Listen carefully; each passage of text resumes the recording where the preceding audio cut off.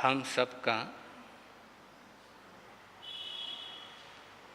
लक्ष्य एक है या अलग अलग है?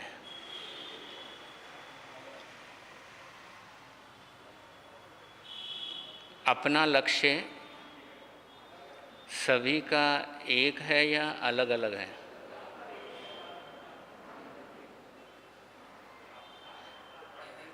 यहाँ पर एक है।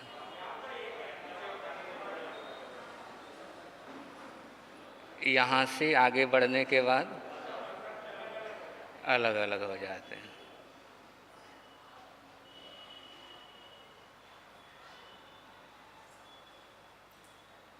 आगम कहते हैं चाहे मनुष्य हैं, चाहे नारकी है, चाहे तिर्यंच है, चाहे देवता है, सभी का लक्ष्य एक है।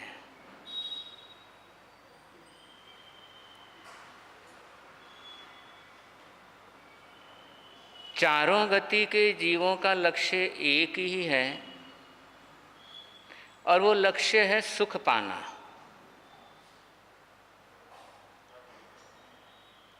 आप दुकान जाते हो तो उसके पीछे लक्ष्य वही है, पैसा कमाएंगे, सुख पाएंगे।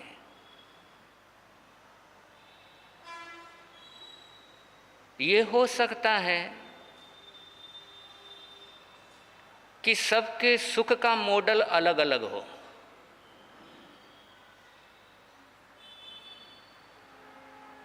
स्कूल में जाने वाला स्टूडेंट का सुख अलग हो सकता है, पास हो गया उसको सुख हो गया।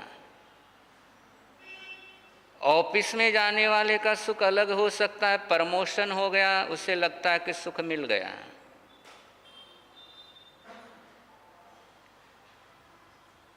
सबका सुख का मॉडल अलग अलग हो सकता है, लेकिन अलग अलग होते हुए भी एक ऐसा सुख जो सबके लिए या सब उसकी चाहना करते हैं, क्योंकि सुख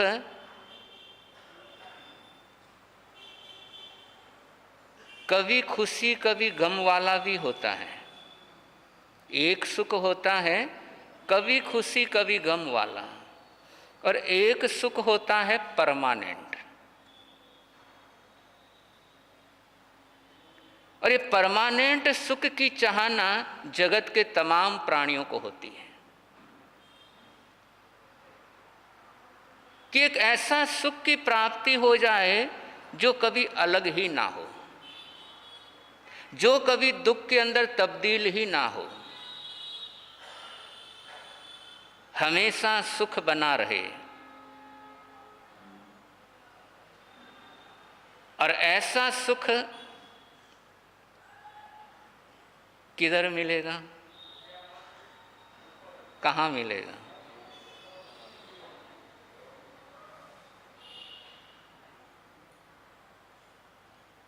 और ऐसा सुख जहाँ मिले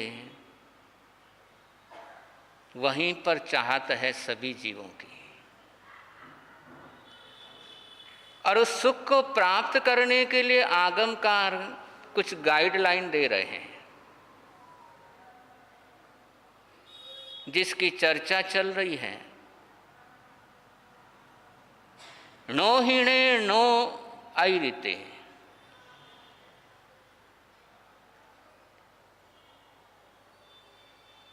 नो आईरिते यानी अपनी उच्च अवस्था का घमंड मत कर।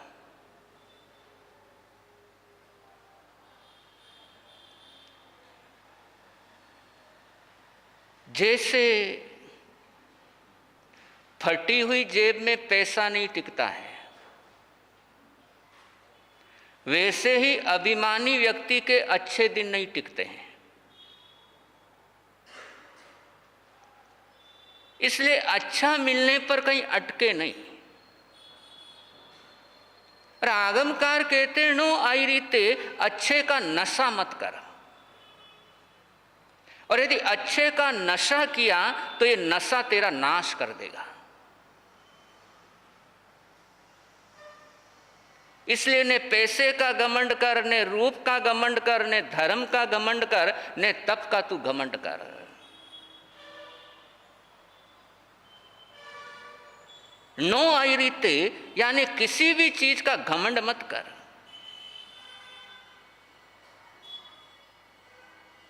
क्योंकि ये नशा बहुत खतरनाक है। अभिमानी व्यक्ति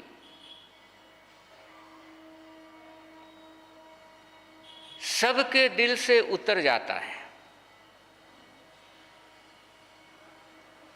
और अभिमानी व्यक्ति की कुछ पहचान बता रहा हूं,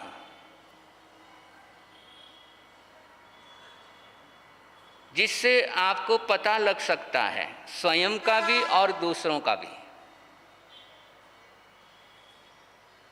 कि अभिमानी व्यक्ति बहुत भूखड़ होता है, बहुत भूख लगती है उसे।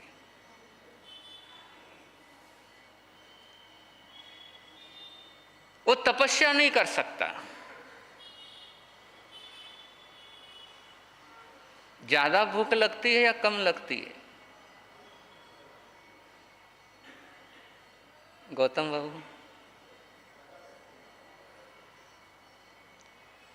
तो अभिमानी व्यक्ति बहुत भूखड़ होता है, यूं समझ लो 1 नंबर का भूखड़।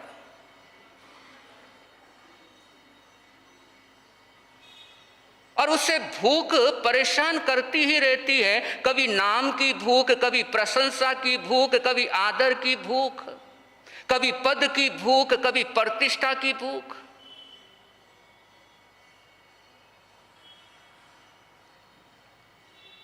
और हर समय ये भूख उसे परेशान करती है।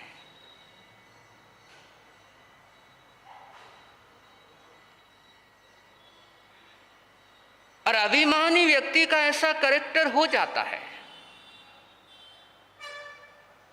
कि किसी ने नाम ले लिया तो खुश हो गया, और किसी ने नाम नहीं लिया तो नाराज हो गया।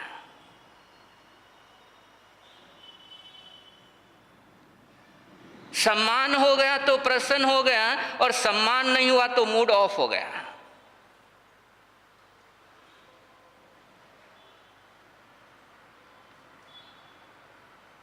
और जहां पर अपने को ऐसा लगे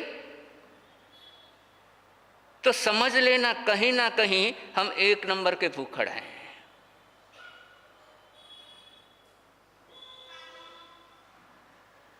कि हर समय उससे रहता है, और जरा सा किसी ने नाम नहीं लिया, किसी ने सम्मान नहीं लिया, तो इतनी कड़वाहट आ जाती है कि पूछो मत।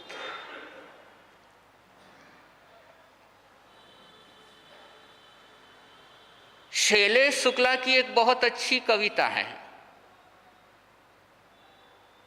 बहुत प्यारी कविता, मैं प्रवचन में बोलता ही रहता हूं। और वही कविता पुनः आपके सामने रख रहा हूं कि अभिमानी व्यक्ति की जिंदगी में कितनी कड़वाहट आ जाती है। बंधुओं सच सच बताना, बंधुओं सच सच बताना, इतनी कड़वाहट कहां से लाते हो? सच सच बताना, इतनी कड़वाहट कहां से लाते हो? कैसे तुम नीम और करेले को भी हराते हो? कि इतनी कड़वाहट कि नीम और करेले भी फीके लग जाए। कि बंधुओं सच सच बताना, इतनी कड़वाहट कहां से लाते हो? कैसे तुम नीम और करेले को भी हराते हो? किसी का 1 कदम आगे बढ़ना भी तुम्हें क्यों अखरता है? किसी का 1 कदम आगे बढ़ना भी तुम्हें क्यों अखरता है? किसी की 1 सीढ़ी ऊपर चढ़ना भी तुम्हें क्यों खटकता है? किसी की 1 सीढ़ी आगे बढ़ना भी क्यों अखरता है? और किसी का सफल होना तुम्हें क्यों खटकता है? इतना ज्यादा मेलापन भला मन में कहां से लाते हो? बंदों सच सच बताना, इतनी कड़वाहट कहाँ से लाते हो? मेहनत करे कोई और, मेहनत करे कोई और, पसीना तुमको क्यों आता है? मेहनत करे कोई और, पसीना तुमको क्यों आता है? सफलता मिले किसी और को, खून तुम्हारा क्यों सूख जाता है? मेहनत करे कोई और, पसीना तुमको क्यों आता है? सफलता मिले किसी और को, खून तुम्हारा क्यों सूख जाता है? बिना मतलब यहाँ वहाँ क्यों टांग अड़ाते हो? बंदों सच सच बताना, इतनी कड़वाहट कहाँ से लाते हो? तुम खुद को ही तुरम खां समझो, तुम खुद को ही तुरम खां समझो, ऐसी भी क्या मजबूरी है? तुम खुद को ही तुरम खां समझो, ऐसी भी क्या मजबूरी है? भला हर समय कोई तुम्हारे गीत गाए, ये भी क्या जरूरी है? तुम खुद को ही तुरम खां समझो, ऐसी भी क्या मजबूरी है? हर समय कोई तुम्हारे ही गीत गाए, ऐसा क्या जरूरी है? फिर क्यों हर वक्त अपनी ही ढपली बजाते हो? बंदों सच सच बताना, इतनी कड़वाहट कहाँ से लाते हो? और जब जब हम अभिमानी हो जाते हैं, तब तब मन के अंदर कड़वाहट आ ही जाती है। इसलिए आगमकारों ने यहां कहा, नो आईरिते, कि बहुत खतरनाक है। और इस अभिमान ने सब कुछ बिगाड़ के रख दिया। अभिमान के कारण हमारी बोली बिगड़ जाती है, अभिमान के कारण हमारी चाल बिगड़ जाती है, अभिमान के कारण हमारे रंग ढंग बदल जाते हैं। कि जैसे ही आएगा हमारी बोल, हमारी चाल, हमारे रंग ढंग, हमारे तौर तरीके, अभिमान सब कुछ बदल के रख देता है।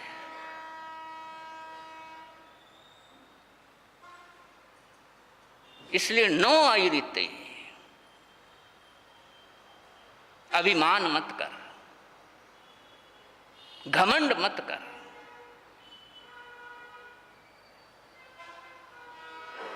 और अभिमान तो एक ऐसी आग है जो हमारे अच्छे कार्यों को मिनटों में जला करके राख कर देता है।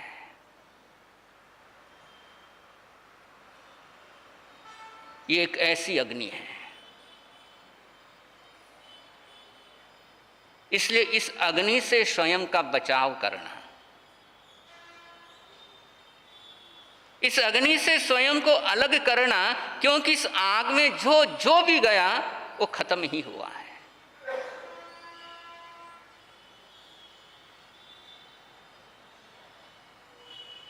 और ऐसी बहुत कहानियां और किस्से हैं कि अभिमान के चलते सब कुछ खत्म हो गया।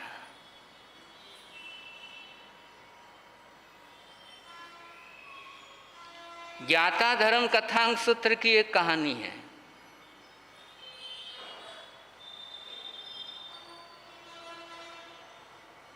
नंदन मणिकार की। लगभग आप सभी को पता है वो कहानी।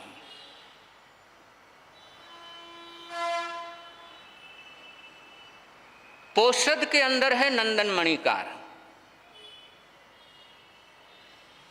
कल पक्षी है, कल पक्षी है, 3 तारीख है। और हो सके तो पोषद कर लेना, और पोषद ना हो सके तो दया तो, हाँ 4 पहरी करें। 3 तारीख को है पक्षी, क्योंकि 3 तारीख को 3:30 बजे के बाद अमावस्या शुरू हो जाती है। 3 तारीख को 3:50 के बाद अमावस्या शुरू हो जाती है। और प्रतिक्रमण के समय जो तिथि रहती है, उसी हिसाब से पक्षी आदि का कार्यक्रम आगे बढ़ता है। तो पक्की कल है। और दया आदि, धर्म ध्यान आदि कर लेना यदि करना चाहो तो पोषद के अंदर है। पोषद के अंदर रात को प्यास लग गई,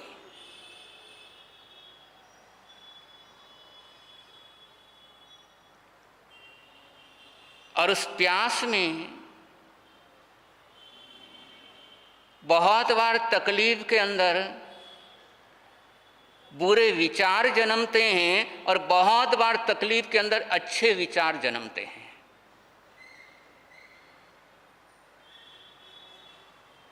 नंदन मणिकार के मन में अच्छा विचार जन्मा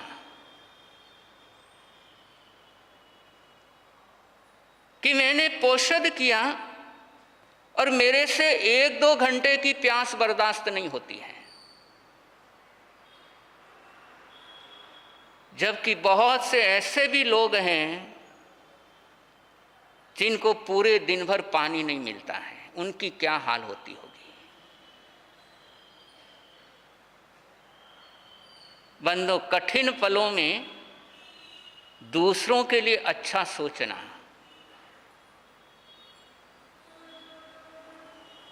बहुत बड़ी बात होती है। मैं देख रहा हूं किस नगरी में दूर दूर से लोग व्यापार करने आते हैं, परदेश से व्यापार करने आते हैं, लेकिन ऐसा कोई साधन नहीं है, ऐसी कोई व्यवस्था नहीं है कि पानी सब जगह उपलब्ध हो सके। कभी आता है ऐसा विचार कि हैदराबाद जैसी सिटी है, आसपास के गांव से बहुत सारे जैनी भाई आते हैं बिजनेस के हिसाब से और किसी हिसाब से, क्यों नहीं ऐसी व्यवस्था कर दें कि उनको सात्विक भोजन एक जगह पर मिल जाए।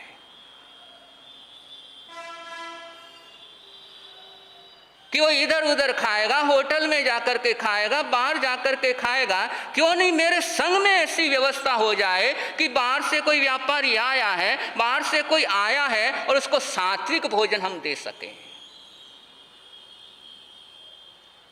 आता है ख्याल?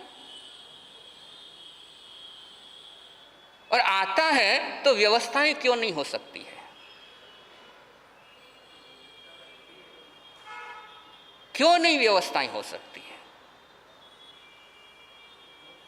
बंदो, पैसा वो कहीं भी देगा, बाहर जाके भी पैसा देना है, और क्यों नहीं पैसे लेकर के भी अच्छी व्यवस्थाएं हम कर सकते हैं।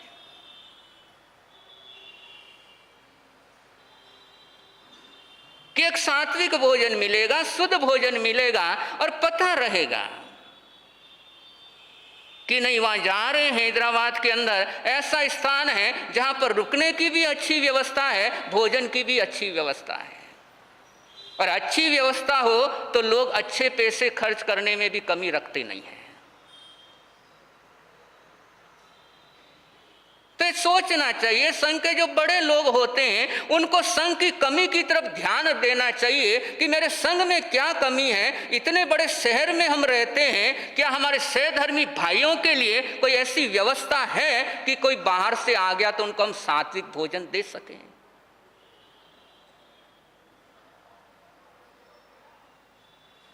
ये सोच होनी चाहिए। और बड़े लोग वही होते हैं जो संघ समाज के अंदर कहीं कमी देखते हैं तो उस कमी को तुरंत दूर करने का प्रयास करते हैं। अब नंदन मणिकार को प्यास खुद को लगी और सोचने लगा कि बाहर से, परदेश से इतने सारे लोग आते हैं, पानी की प्रॉपर कोई व्यवस्था नहीं है, और मेरे को व्यवस्था करनी चाहिए।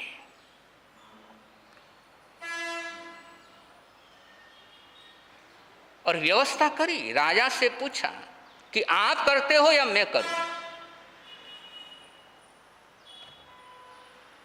आपको करना है तो आप करो, नहीं तो मेरे को इजाजत दो, मैं करता हूं। कि चाहे मैं करूं या चाहे आप करें, नाम तो आपका ही होना है। कि अमुक राज्य के अंदर ऐसी व्यवस्था है, और राजा ने जिम्मेदारी दे दी किस काम को तुम आगे बढ़ाओ।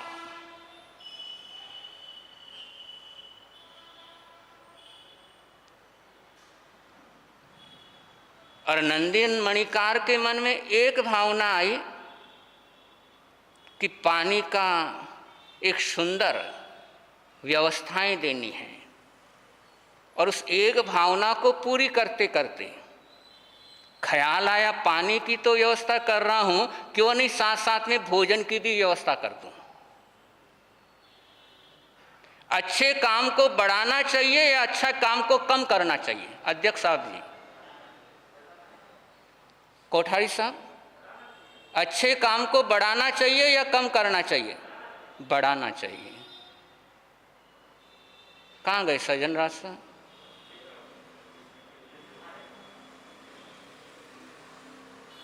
अच्छे काम को बढ़ाना चाहिए, अच्छे काम को कम नहीं करना चाहिए। नंदन मणिकार के मन में आया कि पानी की व्यवस्था कर रहा हूं, क्यों नहीं भोजन की भी व्यवस्था कर दूं।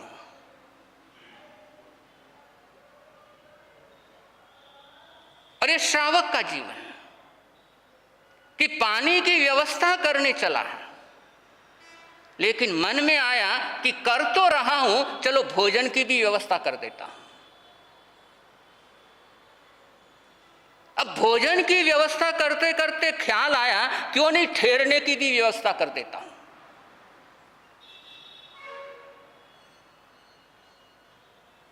एक कार्य अच्छा करने के लिए चला था, लेकिन एक कार्य को बढ़ाते बढ़ाते 4 कार्य अच्छे होने लग गए। इसलिए अच्छा कार्य करना शुरू करो तो अच्छे कार्य में कभी कमी मत करो।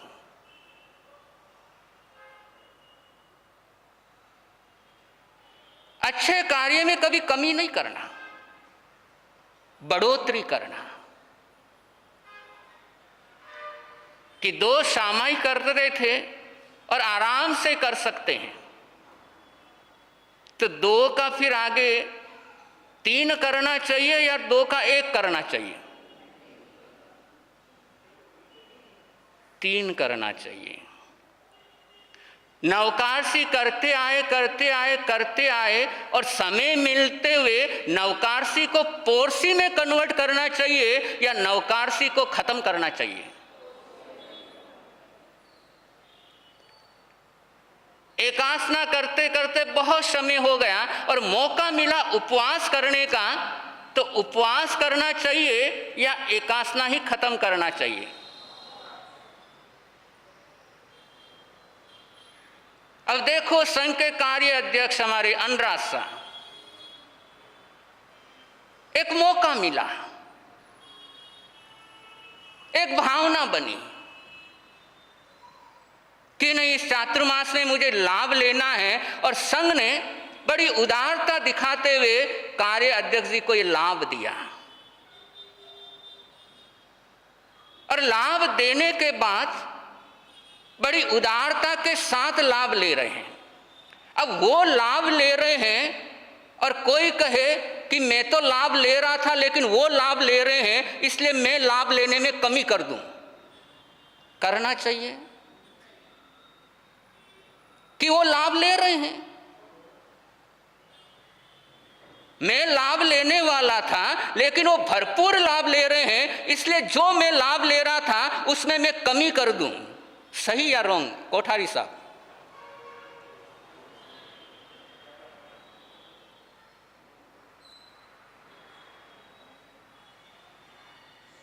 अब दूसरा इतना बड़ा लाभ ले रहा है, उसके देखा देखी और ज्यादा लाभ लेना चाहिए या जो लाभ लिया उसमें भी कट कर देना चाहिए? बोलो।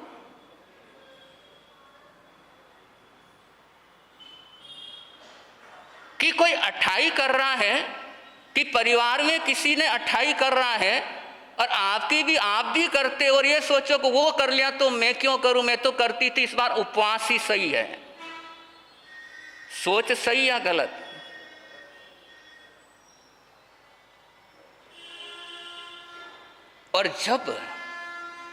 और मैं तो शुरू से ही बोल चुका हूं कि मैं बोलूंगा इसलिए कि आपको बुरा लगे,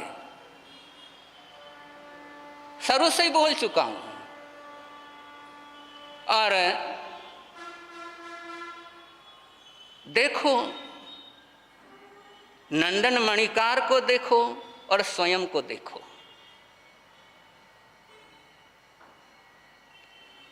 तरुण सागर की एक बात मुझे बहुत पसंद आती है। एक ऐसे वो संत रत्न है जिसने जिनवाणी को 36 कौम तक पहुंचाया। जिनवाणी को जैन अजैन हर घर तक उस महापुरुष ने पहुंचाया। और वो एक जगह पर बोले थे, मैंने पढ़ा था उनकी पुस्तक में, कि ज्यादा नहीं, सिर्फ संसद में बैठे 500 प्लस लोग सुधर गए। संसद में बैठे हुए यदि वो एमपी 500 प्लस हैं, वो सुधर गए तो सारा देश ऑटोमेटिक सुधर जाएगा।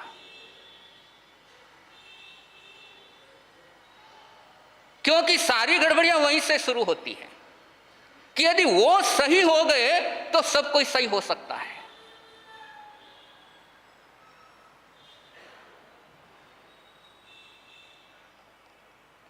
और यदि वहीं से गड़बड़ियां शुरू हो जाती है और ये पंच लोग, बड़े लोग अपने फायदे सौदे के लिए पता नहीं कितना हेरफेर करते ही जाते हैं अपने हिसाब से सेटिंग करने में, क्योंकि सेठ वही होता है जो सेटिंग करना जानता हो। सेठ वही है जो सेटिंग करना जाने।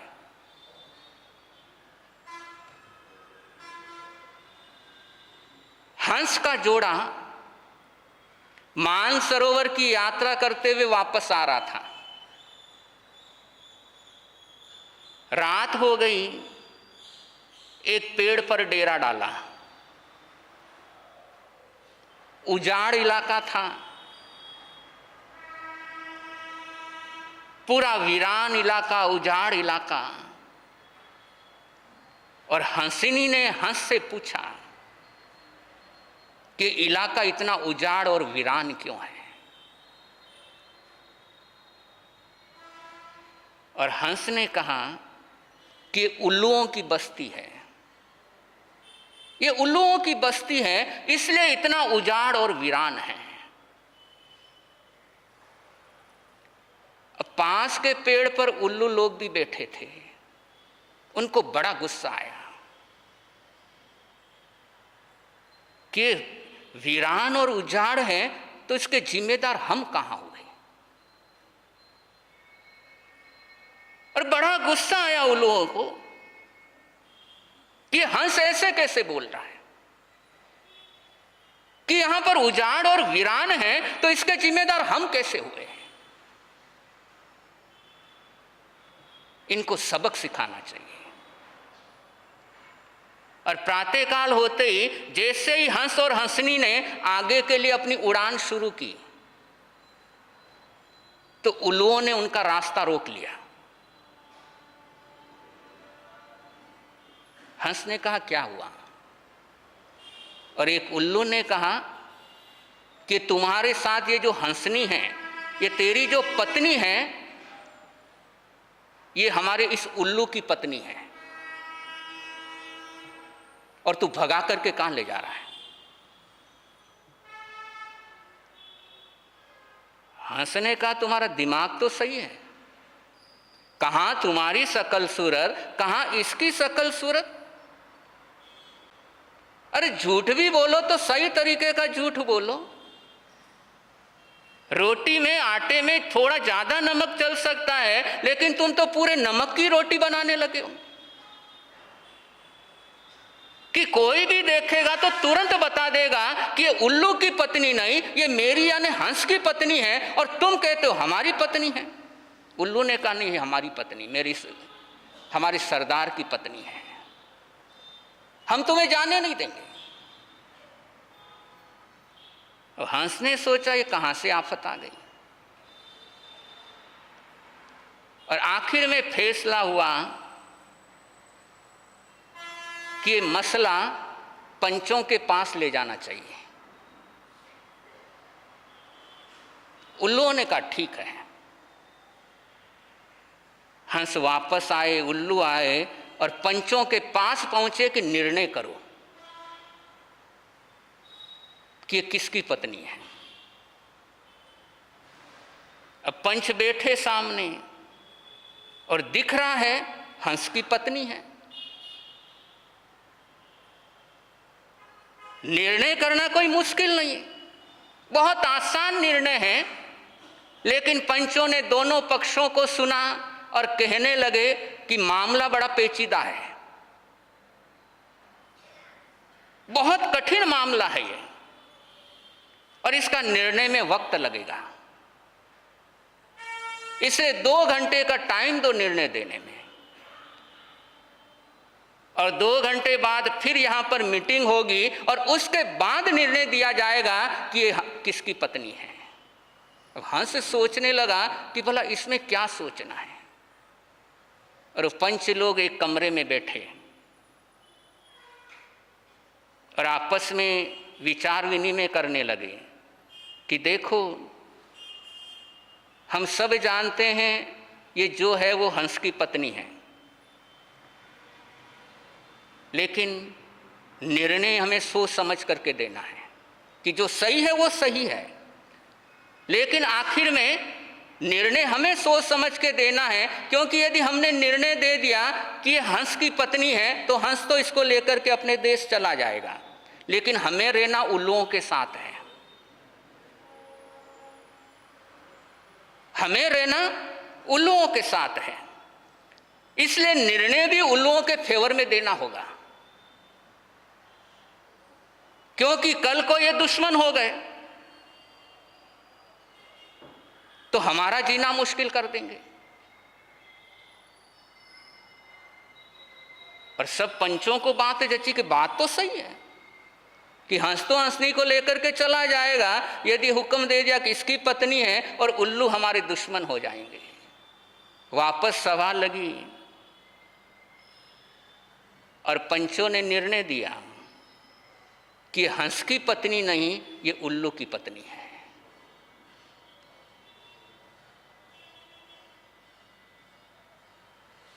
अब हंस बेचारा कुछ कर नहीं पाया, अकेला उड़ने लगा, और थोड़ी देर ही उड़ा कि उल्लुओं ने फिर रास्ता रोक लिया। हंस ने क्या, अब क्या चाहिए? कुछ नहीं है मेरे पास। उल्लू कहने लगे हम लेने के लिए नहीं आए हैं, हम तो तुम्हें सिर्फ ये बताने के लिए आए हैं कि कल रात को जो तुम हंसनी से कह रहे थे कि उजाड़ और वीरान उल्लुओं के कारण हुआ है, और वो तुम्हें हम बताना चाहते थे कि उजाड़ और वीरान हमारे उल्लुओं के कारण नहीं, ये उन उल्लू के पट्ठों के कारण हुआ है, कि जो अपने फायदे के लिए, कि हमारा कैसे फायदा हो, हम कैसे बच सकते हैं, इसलिए मीटिंग करके कैसा कैसा निर्णय सामने ला करके रख दिया। तो इस दुनिया में दूसरों ने तो उजाड़ और वीरान कम किया है, इस दुनिया का इंसानों ने ज्यादा किया है।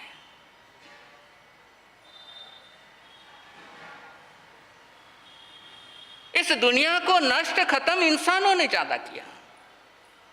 पशु पक्षियों ने इस दुनिया का कुछ नहीं बिगाड़ा है, और बिगाड़ा ही इसलिए इंसानों ने कि उनका लाभ बढ़ता जाए। तुम नंदन मणिकार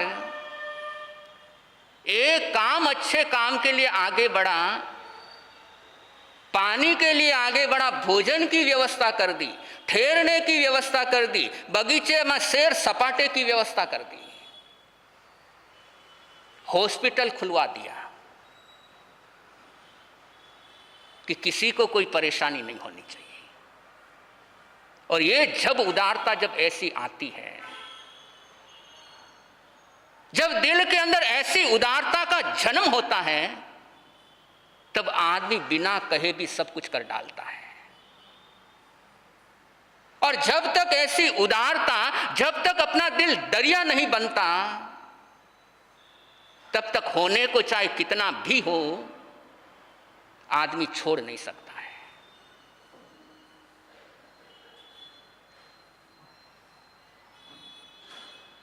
और नंदन मणिकार ने ऐसी व्यवस्था दी कि उस नगरी के अंदर लोग राजा का नाम कम लेते, नंदन मणिकार का नाम ज्यादा लेते,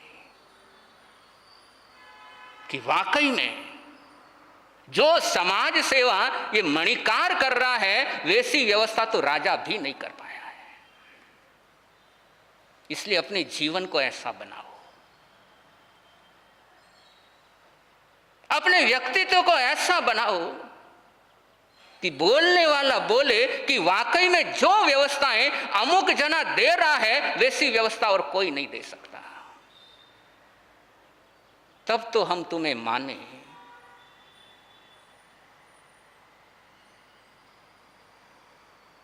वो एक गाना आता है ना, इसको डराया तो क्या किया, उसको डराया तो क्या किया, गब्बर सिंह को डराओ तो जानी।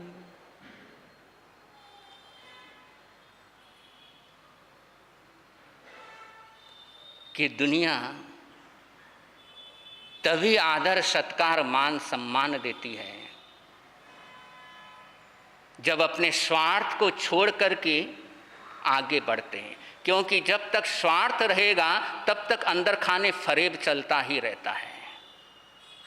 जब तक ये लोभ और लालच रहेगा तब तक ये कपट और फरेब का चक्रव्यूह चलता ही रहता है।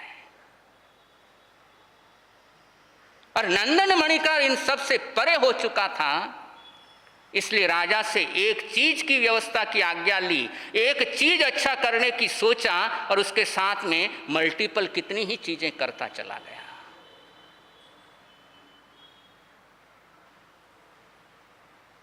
प्रसंग ये चलता रहेगा। आदिनाथ भगवान की कथा चल रही है, उसको थोड़ा आगे ले रहे हैं।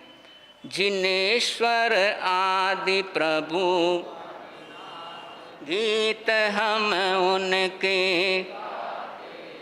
गीत हम उनके गाते हैं, कष्ट सब जिनेश्वर आदि प्रभु आदिनाथ, गीत हम उनके गाते हैं। बहुत बोला महिमा ने, तो माँ ने अपने बेटे के साथ ज्वेलरी बॉक्स देकर महिमा के यहाँ भेज दिया।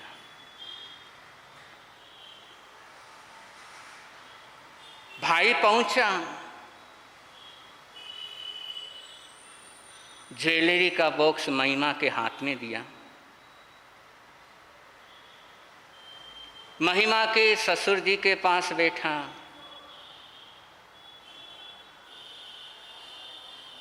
हालचाल पूछने लगा, बेवैसा क्या हाल है। अब बेचारे परेशान थे, दुखी थे,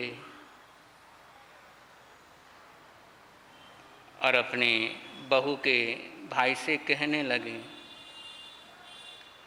तुम्हारी और मेरी रात में बस फर्क इतना है, तुम्हारी और मेरी रात में बस फर्क इतना है, तुम्हारी सो के गुजरी है, हमारी रो के गुजरी है।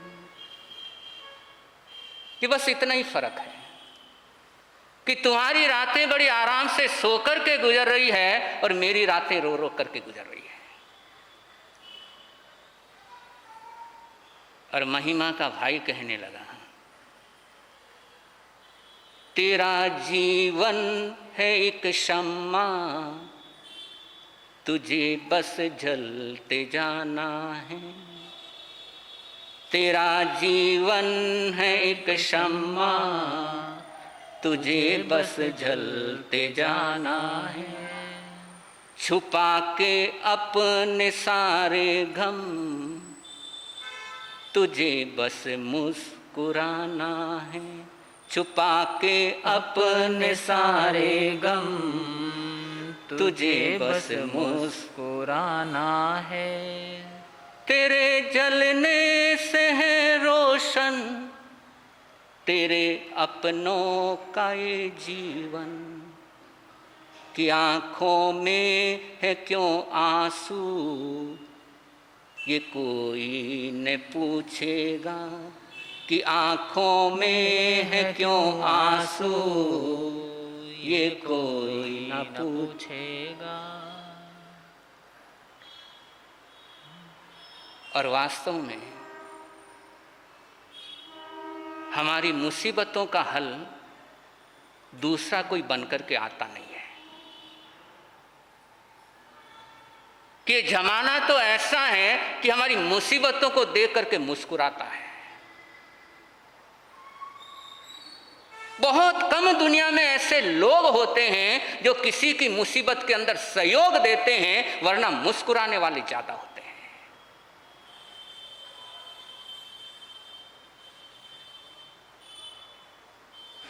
भाई वापस चला गया। महिमा ज्वेलरी बॉक्स लेकर अपने ससुर जी के कमरे में पहुंची।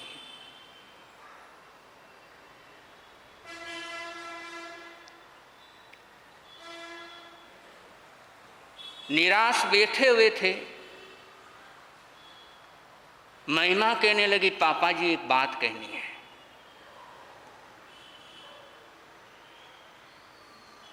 कि पापा जी ये जिंदगी है, कोई आपकी मनपसंद फिल्म नहीं है जो हर वक्त मजा देगी। ये लाइफ है, ये मजा भी देती है और सजा भी देती है। और जो परिंदे उड़ चुके हैं, जो पंछी उड़ चुके हैं, उनका अफसोस कब तक करोगे?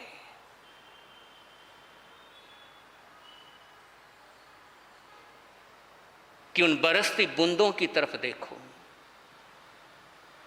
जो आसमान पर पहुंचने के बाद जमीन पर गिरती है। इसलिए गिरना बड़ी बात नहीं, गिरने के बाद संभल करके पुनः धीरे धीरे आगे बढ़ना, ये उससे भी बड़ी बात है। और पापा, इस जिंदगी ने तो आपको बहुत कुछ दिया है। कि पहली बार है कि जब जिंदगी ने आपको इतनी तकलीफ दी है, वरना इस जिंदगी ने तो हमेशा आपको खुश रखा है।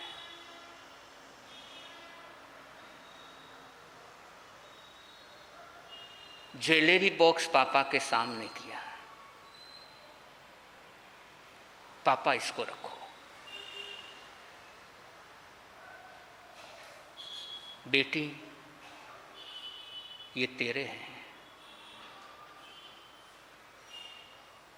महिमा कहने लगी, पापा क्या मैं आपकी नहीं हूं?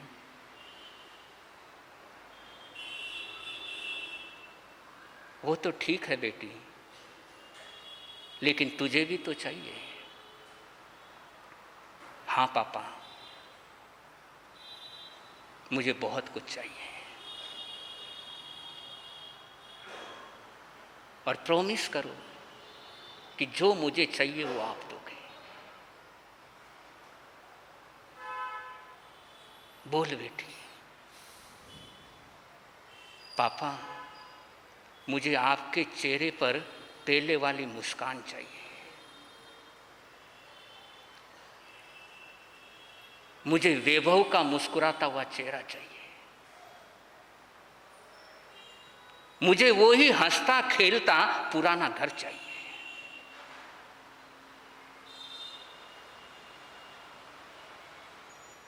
मुझे वो ही मुस्कुराती मेरी सासू माँ चाहिए।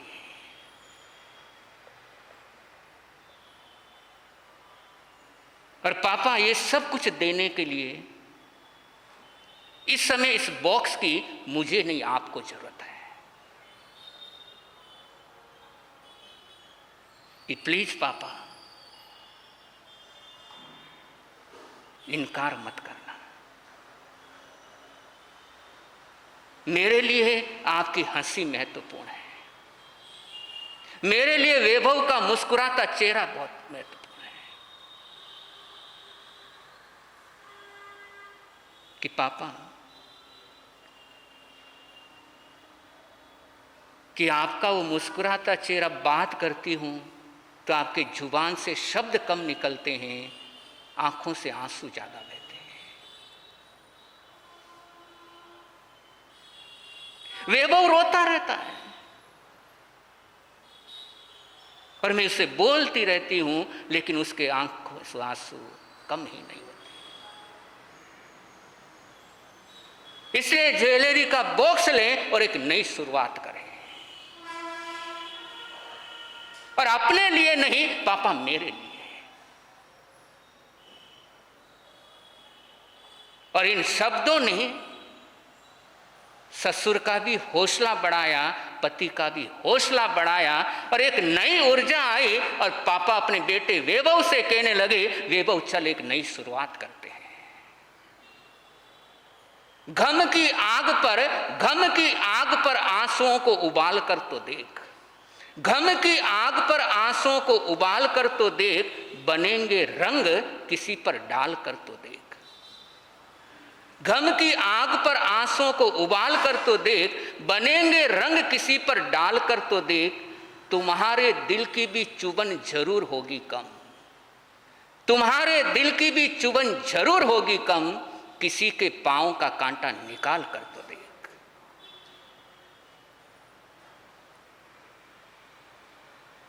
तो वो किसी के पांव का कांटा निकालने वाले बने। महिमा ने वो काम कर दिखाया कि जो रौनक उस घर की चली गई थी, जो मुस्कान उस घर की चली गई थी, एक नया हौसला दिया, जीने का नया जज्बा दिया, और एक ऐसी नई शुरुआत की कि अगले कुछ सालों में तो वापस वैसे का वैसा हो गया। तो कठिन पलों के अंदर भी जब हम एक दूसरे की हिम्मत बनते हैं, जब हम एक दूसरे की हिम्मत बढ़ाने वाले बनते हैं, तो उन कठिन पलों को भी बड़े आराम से हम पार कर जाते हैं। और उन कठिन पलों में भी यदि एक दूसरे की हिम्मत तोड़ने का काम करते हैं,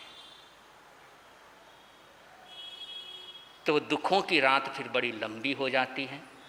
समय 5 मिनट ऊपर हो गया है।